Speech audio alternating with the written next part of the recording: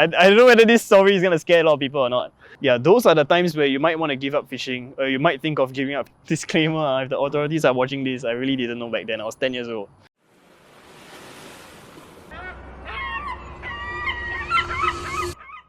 Hi, my name is YiXuan. I have been fishing for... I've been fishing for about 14 years. Yeah, and this year, as much as I would like to say that I'm 23, this year I'm already 24.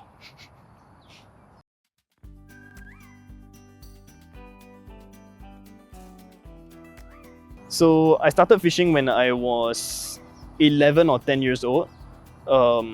My first fishing rod was a rod that was borrowed. Not really borrowed, but I went to my uncle's house and I just grabbed one of his fishing rod and got pissed at me afterwards. But we went to this reservoir, and I'm pretty sure fishing was not allowed there as well. It was Upper Pierce Reservoir. But I really didn't know back then, okay? Disclaimer, if the authorities are watching this, I really didn't know back then. I was 10 years old. And I was using bait, so I used like one small piece of bread, and I managed to catch a tilapia about this big. So yeah, that was my first fish, and that was my first time fishing 10 years ago. And I was also using a piece of log, like a wooden stick as a float. So yeah, really rudimentary. Well, up to today, I've always gotten the comment that, oh, you love fishing, so you should be very, very patient. But that's not exactly the case. I feel that fishing is totally not boring at all. There's actually a lot that goes into fishing, because number one, you have to do a lot of planning and preparation. And the type of fishing that we do, I mean, there's so many different types of fishing, right? But the type of fishing that I like to do, which is called lure fishing, where you use an artificial lure to attract a predator fish. It keeps you active because you have to constantly cast your bait, retrieve it, and work your bait. And if your lure doesn't work, you have to change to another lure. So it keeps you thinking, it keeps you active, and because you're in the outdoors as well, it also gives you sometimes a good sweat. So I wouldn't exactly say it's boring. And the most exhilarating part about fishing is when you get a bite.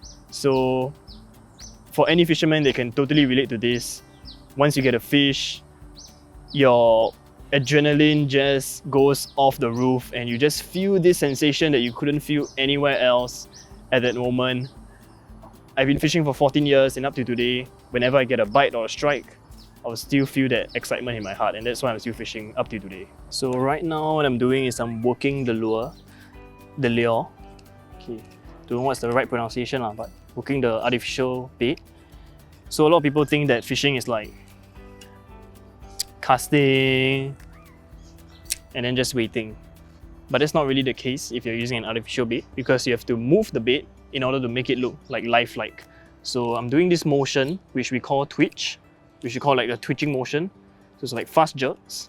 So what happens is that the artificial bait will move like a darting bait fish that is like fleeing, and the fish that we are going for, which is the peacock bass, they love this kind of action. So you attract their attention and they will strike the lure. We just lost one. It's not a big one, but this shows that, you know, that we chose the right lure, and the action is correct, and you just have to keep working and you'll probably get another one. Alright, so one of my biggest fishing fail. I'm not even sure whether it's a fishing fail, but it was totally it wasn't an ideal fishing experience lah. So I was fishing in Indonesia with my friends. We were hunting for this fish called the black bass, and as we were on the boat chilling with my friends and relaxing, I felt something land on my sunglasses.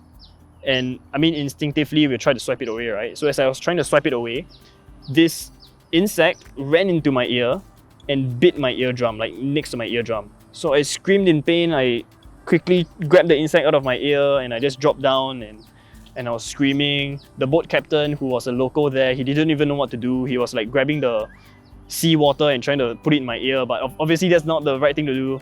But eventually we found out there was a spider. After they found out there was a spider, I was still like on the boat in pain and like thinking whether I made the right decision to go there to fish. But as I was looking at everyone else, they just treated it like it was any other day. So that's when I realized that, okay, I guess it's not very serious. So after 2 hours, I just went back to fish. For every challenge you encounter in fishing, like similar to life, you have to find the best solution, and sometimes this means you have to experiment with like different types of solutions first. So for instance, if I'm targeting the peacock bass at Jurong Lake, so I'm trying out maybe this particular lure, but I'm not getting any bites after like 30 minutes. So do you continue using that same lure to try to catch a fish, or do you change to a different lure to try to catch a fish? Because if you were to change to a different lure, you might be able to catch like 3 or 4 peacock bass if you get the correct like recipe or correct solution to the problem. So similar to life, if you encounter an issue and you're using like one particular way to try to solve it, and if it's not working out, it's not good for you to like continuously force yourself to use that way. You know, maybe you might want to either change fishing spots, maybe you might want to try a different solution. So I guess that's something that fishing taught me. And also another thing is also, I would say, okay, patience as well and perseverance. There were many instances, I guess every single angler can relate to this, where you know, we want to catch a particular fish and you try so hard and you just don't catch any fish at all. It's like that mining diamond analogy, where the guy mines for the diamond and he quits at the very last moment. So I guess fishing really taught us quite a bit of resilience, because every angler would always endure all the way to really try their best to get that fish that they want. So that's another one. Actually, something about fishing that surprised me was how easy it is to catch a fish sometimes. So initially, before I fished, I always thought that I have to wait 1 to 2 hours to catch a fish. But that's not really the case. If the fish is there, if you're using the right lure, if you're using the right bait, sometimes it might just take 2 minutes or 3 minutes for you to catch a fish. So, I mean, it could take 3 or 5 days as well sometimes, but yeah, you could catch a fish instantly on your first cast at times too. So that's something about fishing that really surprised me when I first started. I guess one moment which you probably might want to give up is on some nights when you're fishing, the bite rate isn't very good and it starts like pouring like crazily heavily, and you're shivering in the rain and you're holding your fishing rod there and you're wondering, what the heck am I doing here?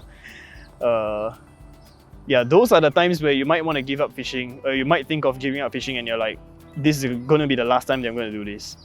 But then you go out with your friends for some drinks or food and you share with them about all these experiences, and somehow you find yourself in the same situation maybe a few months down the road, under the rain, shivering again, holding your fishing rod. And that's when you realized, actually these moments are not too bad after all. So yeah, these are the moments which kind of make you want to quit fishing, but oddly, they are also the moments which keep you in fishing. Yeah, you saw right? I told you to. Yeah! No! No! Okay, but usually it's hard to get all these moments because you never know when the fish will bite. So one of the most memorable piece of fishing equipment for me was actually a bait caster. When you start fishing, most of the time you start fishing with a spinning reel because it's the easiest to use. But bait casters, they look super cool, and when you think about fishing, you think about a bait casting reel. So of course, I really wanted to get a bait caster. Initially, I bought a random brand bait caster for like less than $100. I saved up a lot of money, and this was like secondary school, so like $90 was like quite a lot of money for me. And my friends all kind of like scolded me because they said I made the wrong choice. I should have bought something better. So back then, all of my friends were using this reel called the Shimano Canon. It's an entry-level fishing reel and everyone was using it. So I remember saving up a lot of my pocket money, working at a wet market to purchase this fishing reel. And true enough, that reel really lasted me for quite a while. Unfortunately, I don't have it anymore Not because it's not important, but because I think I borrowed it to a friend or someone and it just got lost like somewhere. So it's somewhere in Singapore right now.